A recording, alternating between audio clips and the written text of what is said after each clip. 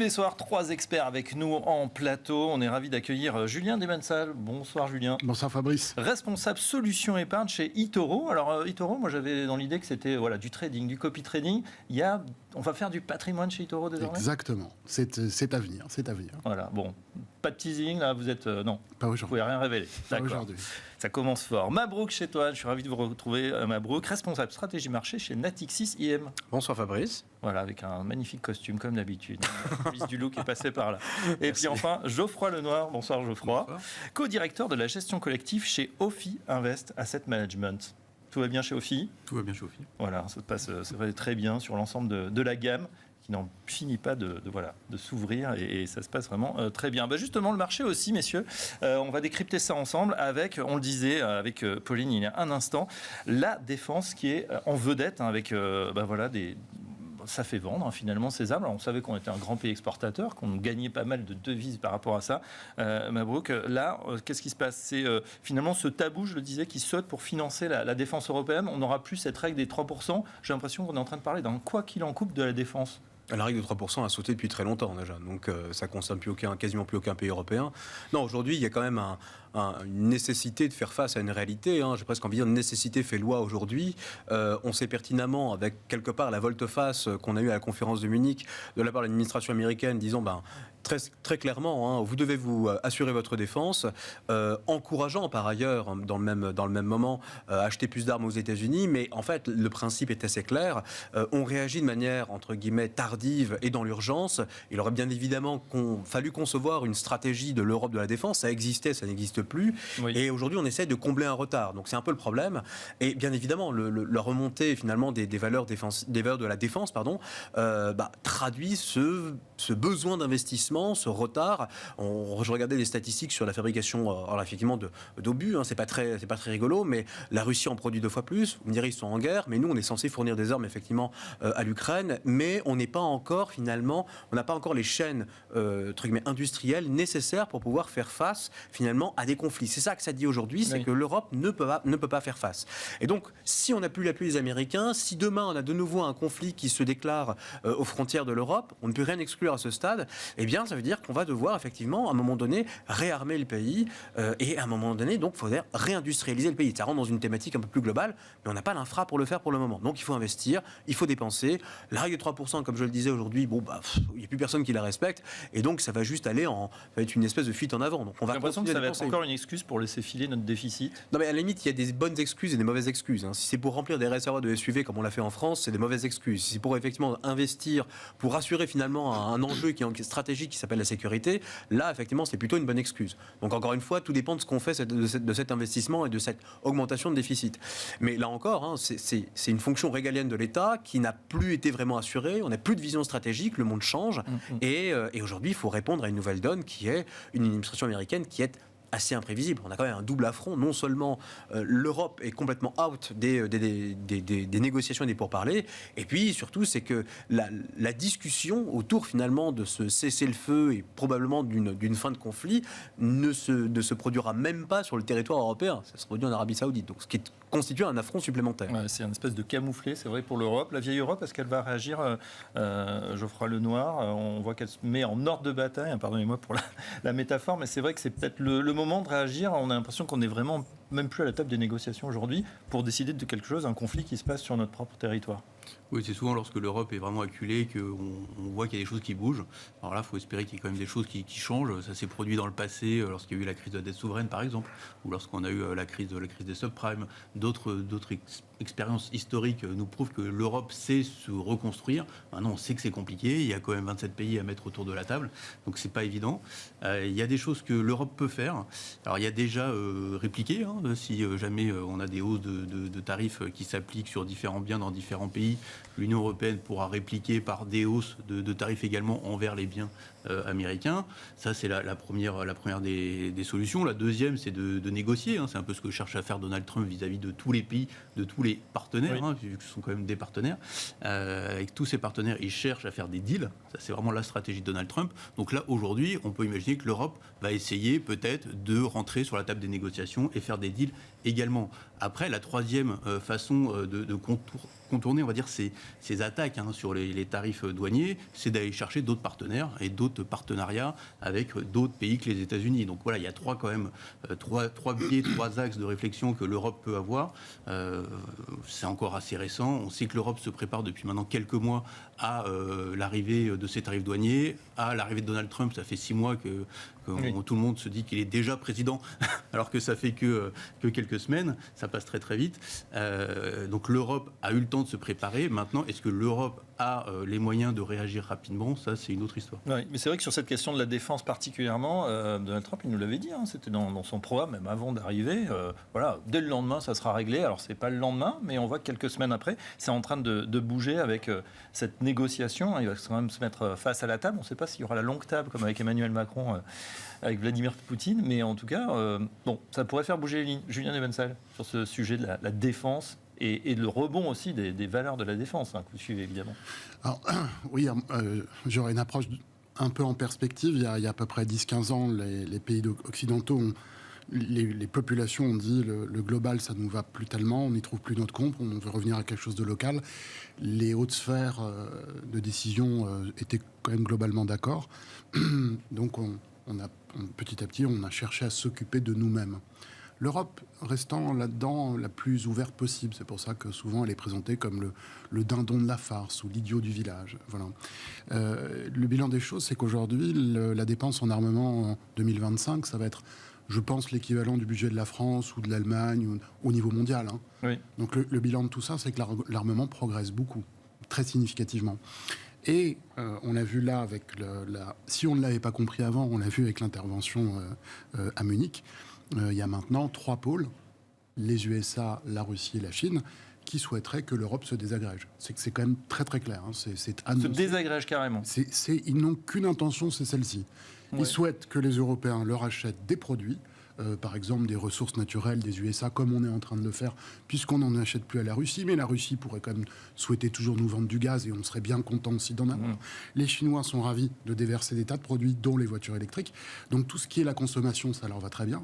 Mais l'espèce d'unité européenne, sa réglementation et sa défense presque de son territoire, parce que c'est l'enjeu qui s'est passé avec l'Ukraine, ça les intéresse pas.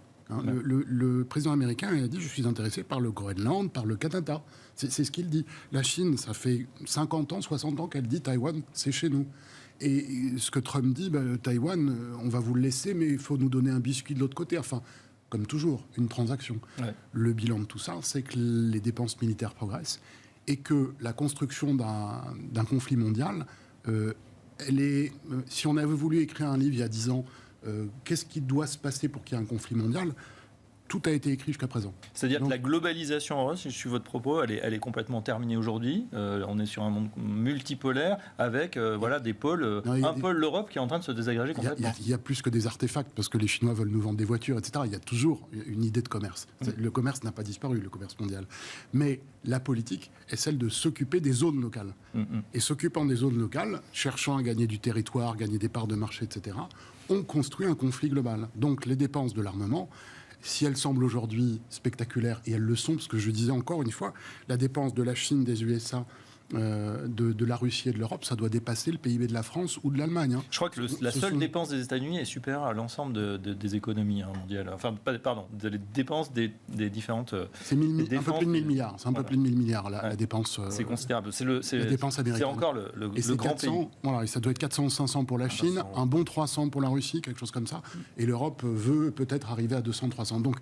Et donc la conclusion, c'est qu'on va dépenser en Europe significativement, à commencer par acheter des armes aux Américains, parce que ce qu'ils veulent, c'est la partie transactionnelle, mais il va falloir qu'on développe notre propre infrastructure, parce que justement, on ne l'a pas, les États-Unis l'ont, nous on ne l'a pas. Et encore une fois, ça pointe vers un conflit mondiale. Ouais. Ça ne pointe pas vers autre chose. Alors, vous l'avez ça souligné ne tous pointe les pas trois. vers la paix. Voilà. C'est surtout cette idée de deal maker. D'ailleurs, c'était son bouquin des années 70 à Donald Trump. On est toujours, Mabrouk Chetouane, dans dans cet art de la négociation. Finalement, je crie très fort, je tape très fort, quitte à revenir quelques jours après. On l'a vu sur le Canada, on l'a vu sur le Mexique, en arrière, et dire, bon, finalement, j'ai ce que je veux, finalement, et donc on continue. Oui, c'est une stratégie qui est bien rodée désormais. Donc, maintenir une pression constante, finalement, en disant, je vais un peu, quand on regarde juste les breaking news, entre guillemets, il y en a à peu près toutes les heures. Toutes les heures, il y a une déclaration plus ou moins anxiogène qui va dans un sens et l'heure d'après dans l'autre sens. Donc, en fait, cette espèce d'inondation de l'environnement, des affaires économiques, financières, par justement toutes ces déclarations, a pour seul but de maintenir une pression constante, finalement, sur les partenaires commerciaux ou les partenaires économiques des États-Unis. Dans quel but? Effectivement, conclure des deals. Donc ça, c'est sa phrase préférée. We made a good deal. Donc effectivement, fantastique. On a fait un bon travail sur forcer finalement tel ou tel pays à importer plus de produits. Mais là où il est vraiment très talentueux, si je puis dire, c'est qu'il ne va pas activer les mêmes leviers finalement sur les différentes zones. C'est pas pour rien finalement qu'on n'est pas encore sous le joug des tarifs, puisque ça aura échappé à personne. Pour le moment, l'Europe est absolument absente. On a commencé dans la liste. Vous regardez juste les principaux partenaires commerciaux des États-Unis, c'est Canada, Chine, Mexique, d'accord, c'est les 3 premiers. Ensuite, on a le Japon et l'Allemagne. Pour le moment, le Japon et l'Allemagne, rien. Donc, et en fait, c'est pas le bon levier. Notamment concernant l'Allemagne, c'est pas le bon levier les tarifs. Le bon levier, c'est justement cette pression qu'il est en train d'exercer sur le front politique, sur le front de l'armement. Et là, je pense qu'effectivement, il a tout de suite un levier qu'il peut exercer sur l'économie européenne pour justement arriver à conclure un deal.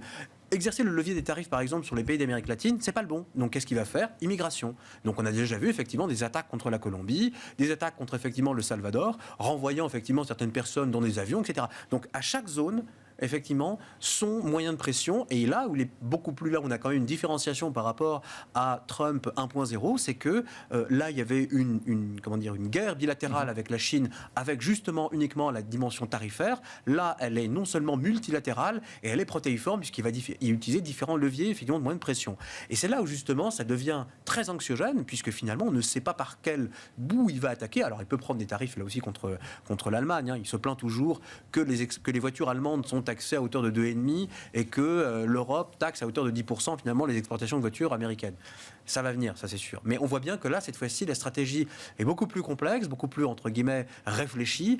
Et le but est très simple, maintenir une pression constante pour dire, de toutes les façons, vous allez devoir effectivement conclure avec nous, que vous le vouliez ou non. La pression constante, Geoffroy Lenoir, c'est vrai du bluff, des deals en pagaille. On a l'impression que c'est vrai qu'on compte dans le bureau ovale, effectivement, le nombre de deals, ce qui est fait, ce qui n'est pas fait. Oui, c'est exactement ça. C'est vrai que ça a été très bien dit juste à présent. C'est vrai que Donald Trump veut faire des deals. On a eu récemment, c'est vrai que les droits de douane sur l'acier et l'aluminium notamment, alors ça peut viser l'Europe, mais ça visait principalement le Canada. Donc c'est vrai qu'il faut voir, on ne sait jamais à quoi s'attendre avec Donald Trump sur les déclarations en termes d'augmentation de tarifs douaniers. Là, aujourd'hui, peut-être que Donald Trump prend un peu de recul vis-à-vis de l'Europe, puisqu'il y a quand même le sujet de l'Ukraine, même si l'Europe n'est pas concernée, elle l'est quand même un petit peu indirectement, on va dire. Donc là, aujourd'hui, Donald Trump se concentre sur les discussions avec l'Ukraine. On parlait du Japon, vous parliez du Japon tout à l'heure. Il y a quand même eu des rencontres avec le Premier ministre japonais. Le Japon est un des partenaires privilégiés des États-Unis dans beaucoup de domaines, notamment dans tout ce qui est technologie. Et on voit que clairement, il n'y a pas d'intérêt pour les Américains à détériorer cette relation, puisqu'on a déjà beaucoup d'entreprises japonaises qui produisent aux États-Unis ou même qui s'engagent déjà à produire davantage aux États-unis. Vous avez raison, on a l'impression qu'il y a les chouchous, effectivement, qui vont être épargnés. Et il y a des partenariats qui marchent bien, donc il est en train de remettre un petit peu aussi, on va dire, de clarifier un peu les positions de chacun. Maintenant, on sent qu'il joue très personnel de toute façon pour l'intérêt des Américains. Ouais, justement, il est en train de jouer aussi peut-être sur les droits de douane, en tout cas il a averti, sur 17 000 produits dans 186 pays. Voilà, les conditions d'importation vont être vues. Alors, il n'avait pas 17 000 produits, mais il a brandi un tableau. C'est assez marrant parce que à l'heure de l'intelligence artificielle, c'était assez archaïque. C'était un espèce de même pas de PowerPoint. Voilà, mais vous avez raison. Alors, il a montré, par exemple, le Japon, les pommes, 17% sont imposées au Japon, mais 0% aux États-Unis. La Chine, les automobiles, c'est 15% d'imposition versus 2,5% pour les États-Unis. Puis, il y avait d'autres choses, des produits agricoles, par exemple, 39% en Inde, 5% aux États-Unis. Et voilà, des tarifs tarifs donc non réciproques. On termine, tiens, on en parlait avec les véhicules électriques. L'Union européenne taxe à 10%, la Chine 15%, le Mexique 22%, l'Inde était à 104% sur les véhicules électriques américains. On pense évidemment à Tesla, et Modi a dit, attendez, on va faire quelque chose, bien évidemment, en bonne intelligence. C'est intéressant parce que, encore une fois, je trouve qu'avec Donald Trump, c'est un peu l'économie, pas pour les nuls, mais c'est blanc, c'est noir, c'est très simple à comprendre. Voilà, vous nous taxez, on va vous taxer. Et on s'aperçoit en creux quand même que c'est vrai que les États-Unis non plus, dans ce monde multipolaire, n'étaient pas encore protectionnistes, hein, Julien. Ils étaient parmi quand même eux, ils n'avaient pas forcément de tarifs très élevés, justement. Si on compare à l'Europe, on a un financement du système social qui tient beaucoup sur la TVA. Et donc, globalement, en Europe, on donne l'impression de vouloir taxer. Mais en même temps, on a des règles de concurrence qui sont beaucoup plus ouvertes que ce qu'on trouve aux États-Unis. Donc, c'est un sujet complexe. Ouais. Savoir si les États-Unis sont plus ouverts que... La lecture de Trump, celle-là, oui, c'est de dire, quand je regarde les chiffres, c'est ça. Mais la réalité de toutes les activités différentes, industrielles et commerciales, va montrer que c'est beaucoup plus nuancé que ça. Mais là, justement, sur ce chiffre, 17 000 produits... Alors évidemment, ça va faire tourner les moulinettes, mais on se dit, outre le choc d'inflation, ça pourrait créer, etc., ça paraît très compliqué, ou encore une fois, c'est un effet d'annonce pour que tout le monde joue le jeu et qu'on dise finalement, avant la politique du gros bâton, qu'on dise, OK, on va faire un peu plus de commerce avec vous. C'est ce qu'a dit Narendra Modi. Il a dit, nous, l'objectif, c'est 500 milliards d'ici 2030. Pour rééquilibrer, votre objectif, c'est rééquilibrer de balance des paiements, on va faire comme ça. Oui. Les États-Unis, le côté deal, justement, on l'a bien évoqué, donc c'est ce qu'ils cherchent à faire et c'est la matérialisation concrète pour que c'est effectivement très simple à comprendre. Comme ça, les Américains peuvent aussi, quand ils l'entendent, comprendre 2-3 trucs de ce qu'il est en train de faire. Mais quand de l'autre côté, ils démontent une partie du gouvernement, des agences fédérales aux États-Unis, c'est pour réadresser ce boulot à des entreprises privées. Donc on est toujours au niveau des lobbies des entrepreneurs qui sont derrière Trump.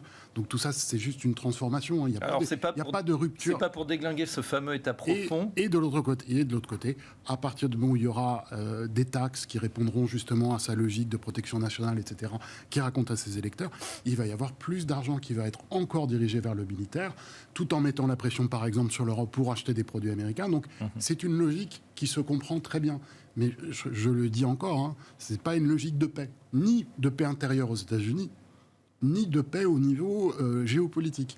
Voilà, ce que dessine Trump, son administration, avec l'appui d'autres autocraties, avec l'appui d'autocraties, pas d'autres autocraties, oui. Avec l'appui d'autocraties, c'est quelque chose qui est extrêmement dangereux. Et pour l'inflation, moi, l'inflation suit un cycle bien connu. Je ne développe pas ce point-là. On a eu un premier pic d'inflation là avec Covid et le problème de l'énergie. Normalement, les pics d'inflation se présentent historiquement par deux, séparés de 5 à 7 ans. Ça, c'est la reproduction de 250 ans d'observation des prix. Ce qu'on ne sait pas, c'est qu'est-ce qui nous permet d'aller du premier au second pic. Voilà, là, c'est déjà écrit. C'est-à-dire que ce qu'est en train d'organiser Trump, c'est la construction aux USA d'une inflation qui va rester prégnante et qui va encore monter. On ajoute n'importe quel problème géopolitique à ça et l'inflation repart à 5, 10, 15%. C'est à peu près la trajectoire qui est prise pour les 3-4 ans qui viennent. D'accord. À mon sens. C'est un petit peu anxiogène, effectivement. Maverick Chetton, l'Europe dans le viseur de Donald Trump, c'est clair ou pas encore Non, mais comme je le disais, effectivement, pas encore, puisqu'on va d'abord effectivement forcer les Européens à acheter des armes, à augmenter effectivement leur budget militaire. Et il y a un autre sujet aussi qui n'a pas été évoqué, qui est en toile de fond finalement de celui-ci, c'est bien sûr, j'allais dire NATO, mais c'est, comment on appelle ça déjà en français ? L'OTAN, pardon, excusez-moi. Je vous excuse de parler couramment anglais. Non, que les conférences, normalement, sont en anglais chez Natex CCM. mais... Et donc l'OTAN, finalement, qui est, là encore, quelque chose... Trump a brandi à plusieurs reprises la menace de effectivement cesser, en tout cas de quitter progressivement finalement l'OTAN et les financements, etc., qui vont avec. Donc ça veut dire là encore plus de dépenses pour l'Europe à gérer. Donc finalement, il y a d'autres sujets avant d'attaquer finalement la question tarifaire, qui vont occuper les Européens et les Américains. Après, sur la question tarifaire, il y a quand même un point qu'il faut rappeler, et un peu théorie économique, parfois là-dedans, ça ne fait pas non plus de mal. Mettre des tarifs ne résout absolument pas un déficit commercial. Premièrement, ça a été démontré partout, dans tous les papiers, ce que vous voulez, prenez n'importe quelle littérature, et vous prenez juste même les faits empiriques. Ce qui s'est passé avec la Chine, il a mis des tarifs qui sont passés de 3% à 20%, d'accord, entre 2018 et 2020. Est-ce que le déficit commercial vis-à-vis des États-Unis a été réduit? Non, il a augmenté. Donc en fait, c'est pas comme ça qu'on fait, c'est pas la bonne méthode. Sauf que celle-ci, comme vous le disiez, très justement, Trump a une approche binaire, 0-1. Très facile. Donc on factorise les choses, on les réduit à 2-3 facteurs, on fait comme ça, et on n'en parle plus, c'est très simple à comprendre. Oui. Sauf que concrètement, ça ne marche pas. Il y a plein de manières, effectivement, de mettre des barrières à l'entrée. Mettez des barrières non tarifaires, ça existe, il y en a partout en Europe, on est spécialiste d'ailleurs de ce genre de choses. On a les barrières tarifaires et réglementaires, surtout en Europe. Oui, et donc ce qu'on appelle non tarifaire, effectivement, donc une barrière sanitaire, une barrière effectivement environnementale, tout ça, il y a plein de façons de faire. Et Trump ignore complètement ce genre de choses de manière un peu volontaire pour ne pas complexifier le débat. Et donc, au fond, on va s'apercevoir, c'est là que je diverge un tout petit peu avec vous, sur l'inflation. L'inflation, 17 000 produits, en fait, en réalité, les produits ne vont pas exploser, les prix ne vont pas passer du simple au double. Donc, en fait, l'impact macro, finalement, sur l'inflation va être, à mon sens, un peu réduit. On a tendance à acheter cette thématique de l'inflation liée aux tarifs. On regarde ce qui s'est passé, encore une fois, empiriquement, avec la première guerre commerciale. Il s'est rigoureusement rien passé sur l'inflation. Et même les prix importés ont même baissé durant la même période. Donc, c'est-à-dire qu'il y a plusieurs paramètres. Là encore, quand on raisonne en équipe générale, il y a le taux de change qui peut jouer, il y a l'état de la macro. Personne, effectivement, n'envisage une croissance stellaire, encore une fois, aux États-Unis, pour une autre raison, c'est la politique migratoire. La croissance des États-Unis s'est faite sur une politique migratoire extrêmement puissante durant le gouvernement Biden. Et là, il n'y en aura plus. Donc là, il veut tout bloquer. Vous ne pouvez pas produire. En fait, il y a un problème, c'est que vous ne pouvez pas produire si vous n'avez pas de main-d'œuvre. C'est aussi simple que ça. Ouais. Donc, c'est ce qu'il est en train de faire. Donc, c'est pour ça que je nuancerai un peu l'effet finalement inflationniste. Ça arrivera effectivement, on est dans un cycle effectivement de retour de l'inflation structurelle, mais effectivement cette question tarifaire va effectivement encore une fois nous occuper en Europe. Ok, on a également la taxe sur les services numériques, en tout cas qui est dans le viseur, la fameuse taxe GAFA, qui n'est pas si anodine, elle a été adoptée en France en 2019, elle rapportait à l'époque 280 millions d'euros. En gros, on taxe les GAFA qui font d'énormes profits en France. Elle est passée à 756 millions en 2024 et elle serait à près de 800 millions en 2025. Là aussi, Trump nous dit c'est pas juste. En plus, on les a taxés, ces pauvres GAFA. Alors, je trouve qu'il passe un peu sous silence le fait qu'il y a quelques années, on a taxé largement les banques françaises pour des choses. Geoffroy Lanoir, un petit commentaire là-dessus. C'est de l'anecdote ou là aussi c'est le bras de fer qui continue? Oui, j'ai pas trop d'éléments là-dessus. Aura-t-on des représailles sur le Roquefort et sur le champagne, par exemple? Oui, ou sur toutes les boissons alcoolisées françaises. Non, mais c'est vrai que je pense que c'est encore une façon de montrer qu'il faut faire des deals, que ce soit sur n'importe quel secteur. Alors, ce qui est intéressant, comme ça vient d'être dit, c'est qu'il faut faire du ciblage, en fait. Faut vraiment voir où taxer. Et après, non, sur les GAFAM, alors c'est sûr que c'est des taxes qui sont forcément plus conséquentes parce que c'est des grosses sociétés. Et forcément, dès qu'on parle de rajouter des taxes de 1% ou de 1,5%, ça fait des chiffres assez colossaux. Donc, non, mais après, sur cet exemple-là en particulier, c'est pas forcément des choses qu'on a regardées très précisément et qui pourront avoir bien évidemment des conséquences sur le secteur dans son ensemble. D'accord. Et aujourd'hui, quand on regarde le secteur de la technologie, c'est un secteur qui se porte plutôt bien, mais on voit des décalages un peu selon les différentes, les fameuses Magnificent Seven, les 7 magnifiques américaines. On voit qu'elles ne réagissent pas forcément de la même façon depuis l'élection de Donald Trump, mais que ça reste un secteur porté énormément par l'administration de Donald Trump, par Elon Musk, tout ce qui représente le fait de porter certains secteurs, de porter le secteur de l'aérospatial, notamment de la défense, mais aussi de l'automobile électrique. Donc tout ce secteur-là est porté par l'administration Trump et c'est quelque chose qui se poursuit encore. Vous avez raison, on a une administration pro-tech, on l'a vu avec Stargate par exemple, pro-défense, et qui quand même active les leviers qui sont déjà en place. Si on se souvient bien, c'est vrai, même avant l'investiture de Donald Trump, on avait une Europe dans le trou, ça je parle boursièrement, et il fallait vraiment jeter tout ce qu'on avait d'Europe par-dessus bord. Il fallait avoir de les États-Unis, d'ailleurs des flux assez conséquents jusqu'à la fin de l'année. On a l'impression que ça s'est inversé depuis janvier. Comment vous avez regardé ça chez OFIAM? Comment, en termes, là on passe sur notre partie allocation d'actifs, comment on regarde ça? Alors d'un point de vue marché, c'est vrai que le rallye sur l'Europe nous a un petit peu surpris. C'est clair que on avait plutôt une tendance assez forte sur le marché américain depuis plusieurs mois, et puis justement toute cette période préélection aux États-Unis qui a été portée par des valeurs technologiques américaines de façon assez forte. Donc toute cette dynamique s'est poursuivie jusqu'à la fin de l'année. Et depuis le début de l'année, donc on le voit, c'est l'Eurostoxx, c'est les marchés européens, le CAC aussi, qui performent très bien. Donc je crois qu'on est à peu près à 12% depuis le début de l'année, alors que les marchés américains continuent leur progression, mais de façon assez moins importante. On est autour de 4-5% depuis le début de l'année sur le S&P 500.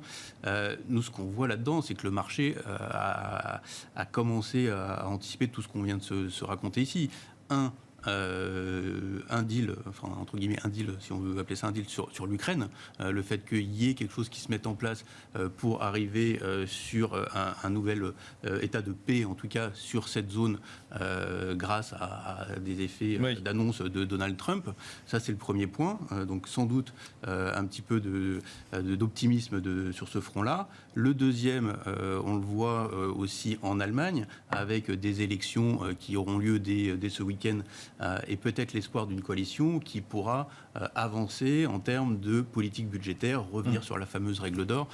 Donc ça reste bien évidemment à prendre avec des pincettes quand on voit la montée de l'AfD qui est assez forte depuis quelques semaines, mais on devrait atterrir sur une coalition qui, a priori, serait un peu plus market-friendly, comme on dit, d'un point de vue... Qui va délier les cordons de la bourse et peut-être aider un peu la... Voilà, et si on regarde la performance du DAX, ça a été tiré en grande partie par rapport à ça. Bon, alors on a une valeur comme SAP qui tire assez fortement aussi le DAX, l'indice allemand, et puis des marchés chinois qui tirent aussi, qui se sont bien repris depuis plusieurs mois.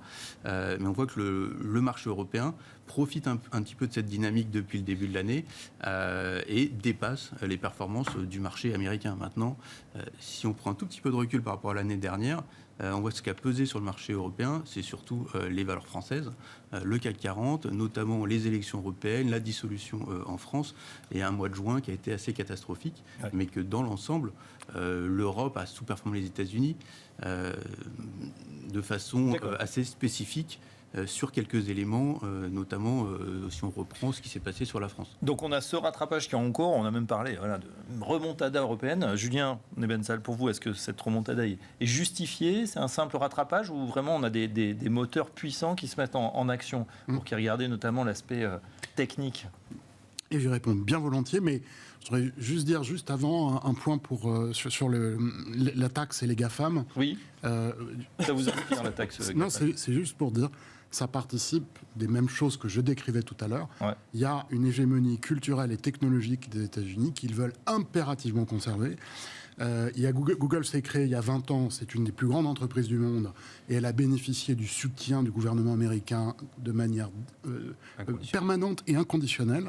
Et là, quand on a vu que des petits artisans chinois arrivaient à faire un chat GPT qui coûte moins cher et que des petits Français derrière disent mais nous on va faire la même chose en mieux, etc., etc., franchement, c'est un séisme. Je pense que c'est un séisme. Parce qu'il ne faut pas oublier que pour développer Google, il fallait des gens. Là, tout ce qui va être développé, c'est l'intelligence artificielle qui code. Donc ça veut dire que là où il fallait 20 ans pour faire quelque chose, quoi que ce soit, n'importe quel concept, là il va en falloir 2 ou 3. Donc plus des cerveaux bien faits quand même derrière. Protéger les GAFAM, ils sont toujours là. Protéger les GAFAM dès à présent est absolument indispensable. Ça participe du même conflit d'hégémonie. Voilà, je voulais juste dire que ça va ensemble, ça ne se détache pas.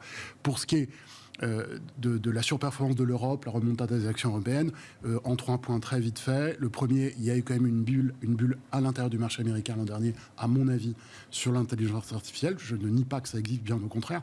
Mais qui n'est pas purgée, parce qu'on n'a pas fait de correction flagrante, à part ce fameux jour de DeepSeek. Une bulle qui aboutit au fait qu'elle ne caracole plus à toute allure et que du coup, d'autres font mieux. Premier point. Deuxième point, évidemment, il n'y aura pas de paix, à mon avis, du tout à l'est de l'Europe, mais le projet que les choses se tassent, qu'on reconstruise une partie de l'Ukraine, qu'il y ait du BTP, du ceci, du gaz moins cher, du cela, etc., c'est forcément des choses qui permettent de remonter un petit peu la valeur des actions européennes. C'est mécanique, c'est automatique. C'est pas la paix, hein. C'est juste que c'est autre chose qui va se passer que de s'envoyer des obus. Voilà, c'est autre chose que des obus. Donc, et c'est des choses qui vont construire un peu de profit ici ou là. Et le troisième point que je n'écarte pas, qui peut surprendre, c'est que quand tout a monté pendant tout un cycle économique, et je pense qu'on est au sommet d'un cycle économique, et cycle, ça dépend de ce dont on parle, mais mettons au moins un cycle court, quand tout a monté, ce qui en général monte à la fin, c'est ce qui n'a jamais pu monter avant, pour des tas de raisons qui étaient tout à fait justifiées, mais on ne sait plus trop quoi acheter. Donc quoi Et quand on voit les actions, mid-cap rentrer. et donc les actions européennes se mettent tout d'un coup à performer. Ouais. C'est-à-dire que je veux bien qu'on imagine que ce soit une perspective de moyen-long terme qui vienne de commencer. C'est une logique de flux. Pour moi, je n'y crois pas. Je pense que c'est symptomatique d'un marché qui forme son sommet. Ça ne veut pas dire que les sommets sont faits. Ouais, je précise bien. Mais voilà, je n'exclus pas ce troisième point comme étant même donc, un argument. Non, je vois Mabrouk et toi qui hausse les sourcils, vous êtes dubitatif. Non, c'est pas ça. Il y a quand même deux autres facteurs fondamentaux qu'on a tendance à oublier, mais qui sont derrière aussi cette remontée des marchés européens. Premièrement, c'est juste la croissance des bénéfices des entreprises. C'est-à-dire qu'en gros, l'an dernier, elle a été négative en Europe, il ne faut pas l'oublier. Et cette année, elle est positive. Elle est attendue, en tout cas, pour être positive. Malgré une croissance pas délirante non plus. Oui, mais une croissance dont le momentum est positif. Encore une fois, je rappelle que quand on passe même d'une croissance qui est, on va dire, atone, 0,7, 0,8 à 1%, le momentum, il est positif. Le momentum attendu pour les États-Unis, c'est négatif. Donc, en gros, la croissance des earnings, des bénéfices, elle va être, certes, en augmentation, mais l'augmentation, quand vous la comparez à celle de l'Europe, c'est 2 fois moins. Donc globalement, le marché s'y trompe pas. C'est-à-dire qu'en gros, le processus de rattrapage, il y a du rattrapage. On l'a déjà vu. Dernier trimestre 2022, ça s'est déjà produit. Les performances des marchés actions européens dépassaient celles des États-Unis. Pourquoi ? Parce qu'on avait ce phénomène de rattrapage. Maintenant, il y a un autre facteur qui est quand même un peu plus structurant, qui est quand même la Banque centrale européenne. C'est-à-dire qu'en gros, on a des conditions monétaires qui sont trop restrictives en Europe. 2,75, effectivement, c'est un niveau de taux d'intérêt qui démolit l'industrie allemande et l'économie allemande, puisque c'est un secteur, enfin en tout cas une économie qui est intensif en capital. Donc vous allez avoir effectivement le marché qui anticipe justement cette décompression finalement des conditions monétaires, et ça va ajouter là aussi une espèce de respiration au marché action. Donc on a aujourd'hui finalement un momentum de croissance qui est en train de se reprendre légèrement, et la Chine qui contribue moins négativement finalement à la demande externe adressée à l'Allemagne. Donc finalement, on a quand même pas mal de facteurs qui militent pour justement une poursuite de la croissance des indices actions européens, et pourquoi pas dépasser les niveaux qu'on avait déjà observés. Je rajouterai 2 petits éléments parce que je tout à fait dans le même sens. On a une saison des résultats qui est en cours. On a à peu près 30% des entreprises qui ont publié en Europe, et on sent que pour l'instant, les résultats sont plutôt bons. On dépasse un petit peu les attentes, que ce soit sur les chiffres d'affaires ou sur les prévisions, sur les guidance. Donc ça, c'est plutôt positif. Et si on regarde vraiment au niveau de la valorisation, on peut pas dire que les marchés européens soient particulièrement chers. Je pense qu'on doit être à peu près à 14 fois en termes de PE forward, on doit être à 12 mois, on doit être à peu près à 14 fois. Aux États-Unis, on est à 22 fois à peu près, 23. Donc voilà, c'est sûr que l'Europe paraît un peu moins chère aussi que les États-Unis en relatif. C'est même les soldes en Europe par rapport aux États-Unis. Oui, mais c'était encore moins cher il y a un mois. On a commencé l'année oui, mais encore pratiquement au plus bas. Non, je me pose la question, et je pense qu'il nous reste quelques minutes, et je voudrais avoir vos vues, messieurs, là-dessus. Pour quelqu'un qui est investi sur les marchés, qui a souffert quand même toute l'année 2024, avoir son portefeuille un petit peu traumatisé, sauf évidemment s'il avait une poche américaine, qui a plutôt bien marché. Sur l'Europe, c'est en train de remonter. Jusqu'où ? Et est-ce qu'on est en train de se dire on est au sommet parce que finalement toutes les bonnes nouvelles, on a eu cette espèce de réalignement des planètes, ou est-ce qu'on peut encore investir sur l'Europe ? Quelle est finalement votre stratégie, votre allocation d'actifs là, alors qu'on est déjà en février 2025 ?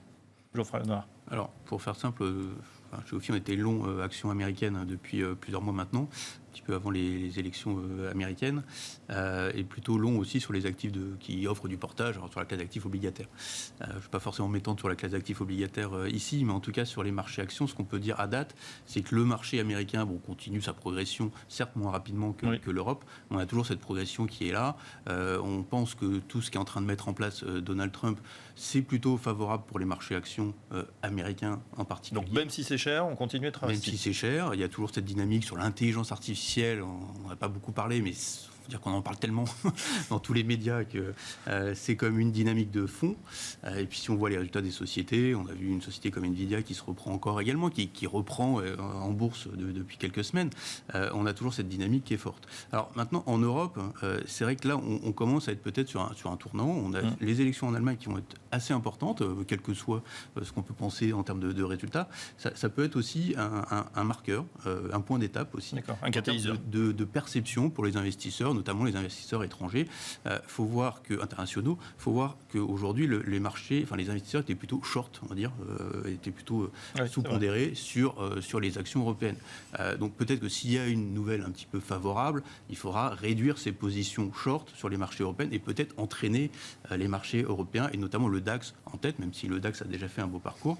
Donc il y a peut-être encore un peu de potentiel, mais c'est vrai que ce résultat sera intéressant. Bon, d'accord. Donc l'Allemagne à très court terme à surveiller et ça pourrait l'Allemagne à surveiller et donc aussi peut-être aussi à avoir en tête, peut-être à un moment il faudra se repositionner plus clairement en faveur de certaines valeurs européennes par rapport à certaines valeurs américaines au cours de l'année de façon tactique. Oui, c'est vrai qu'il y a toujours une décote.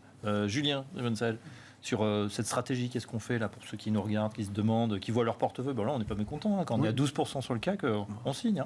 Oui. Moi, pour rentrer dans...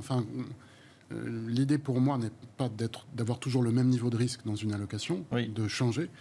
Donc si je peux être à 100 pour aller à 100 en termes de risque, je vais parler des actions, pour être à 100, il faut que j'ai la conjonction d'un creux de cycle économique dans l'analyse des cycles et d'un sentiment aussi pessimiste que possible. Parce que c'est là que ma probabilité de perdre est la plus basse.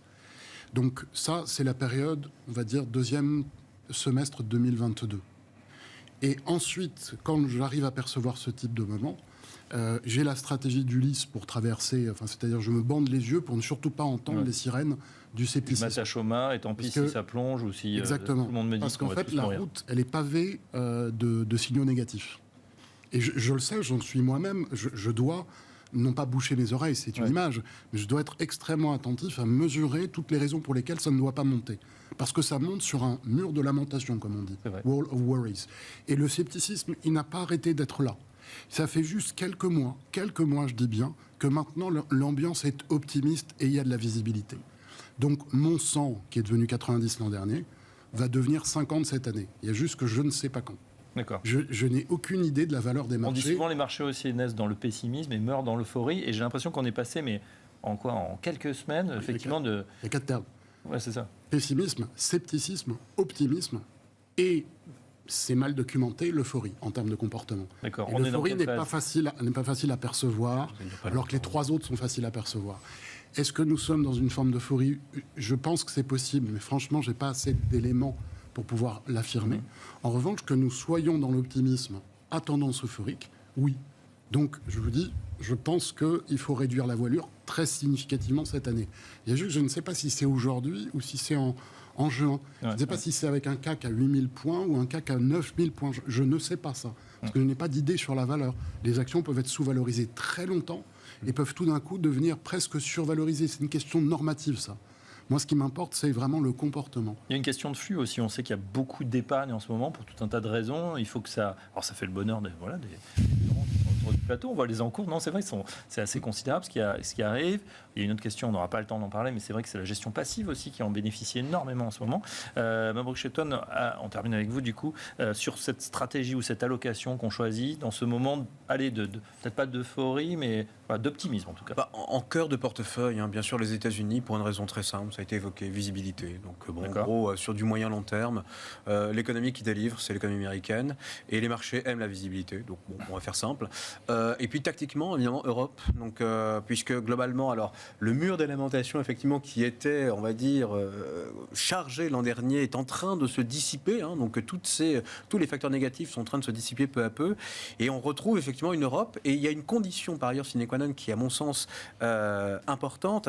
C'est que si on parvient, et ça a été dit, l'Europe sait se construire, notamment, sait sortir du bois, entre guillemets, lorsqu'elle est dos au mur. Si on arrive à construire quelque chose, des réponses fortes, à la fois aux problématiques sécuritaires, tarifaires, économiques, et même aux enjeux, finalement, ça a été répété en long, en large et en travers par les rapports Draghi et autres commissions européennes, à tous les enjeux de dépenses pour faire face finalement aux enjeux climatiques, aux enjeux digitaux, etc.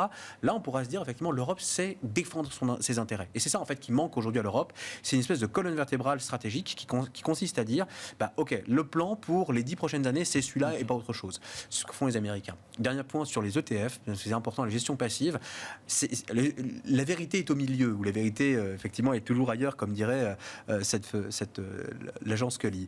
Et non, en fait, le point, c'est qu'il n'y a pas de bonne solution. Faire du 100% ETF, c'est très risqué. Faire du 100% gestion active, ça peut être très risqué aussi.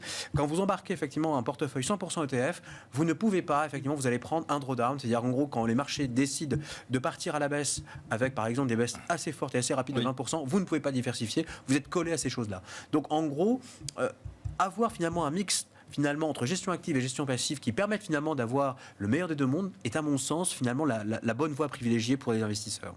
Très bien, écoutez, effectivement, c'est une des remarques judicieuses. On m'a dit que voilà, la gestion passive allait montrer peut-être ses faiblesses dans les marchés baissiers. Bon, pour l'instant, tout le monde, c'est vrai que c'est plus simple peut-être d'être investi rapidement avec ces produits. On en reparlera en tout cas dans Smart Bourse, bien évidemment. Un grand merci à nos experts du jour. Julien Debensal, responsable solutions épargne chez eToro, Mabrouk Chetouane, responsable stratégie marché chez Natixis IM, et Geoffroy Léonard, co-directeur de la gestion collective chez Ophi Invest AM. Dans quelques instants, on repart du côté des États-Unis.